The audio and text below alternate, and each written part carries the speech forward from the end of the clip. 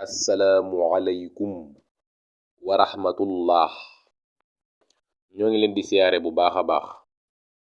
waaw lii nag mooy troisième leçon ci jàng fer ijji, maanaam ñetteelu bind ci jàng fer ijji. bismillah, ñu tàmbali. bu njëkk bi dama teg ci big bi mooy faa.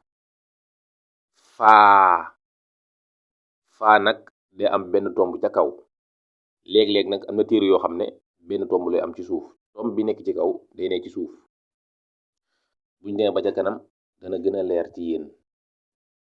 am na téere yoo xam ne boo jàng alxuraan faa ci kaw lañ koy tomb. am na téere yoo xam ne ci suuf lañ koy tomb. waaw bi ci topp moom mooy xaaf.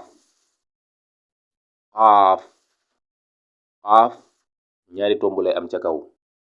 waaye tamit boo jàng alxuraan ba tey am na téere boo xam ne ñaari tomb lay am ca kaw, waaye am na téere boo xam ne benn tomb képp lay am ca kaw. waaw benn tomb bi day dem, benn tomb képp a cay nekk. loolu daañ leen ko leeralal incha allah. bi ci topp moom mooy kaaf. moom du am tomb, mu ngi noonu ñoo mën a xàmmee. bi ci topp mooy laam.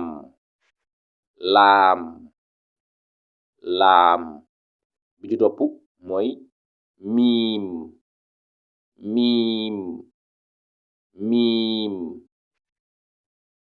bi ci topp mooy nuun. moom day am benn tomb ca kaw, kon nuun ngeen xàmmee ko bu baax, benn tomb lay am ca kaw. bi ci topp moom mooy waaw. bi ci topp moom mooy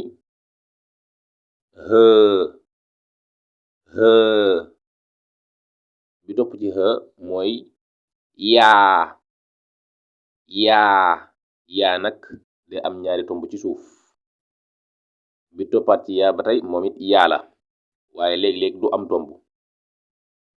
kon yaa am na foo xam ne day am ñaari tomb, waaye am na foo xam ne du am tomb. bi mujj moom mooy hamza. kon xaraf yi fii la yam. su ko defee leçon yi di ñëw dañuy jàng maska yi. xaraf bu ne boo ko maasee nan lay mel, nuñ koy woowee. kon ngeen bàyyi xel bu baax a baax xaraf yi ñu leen doon jàngal nii, ngeen càmbar ko jàng ko bu baax a baax. jaa ngeen jëf.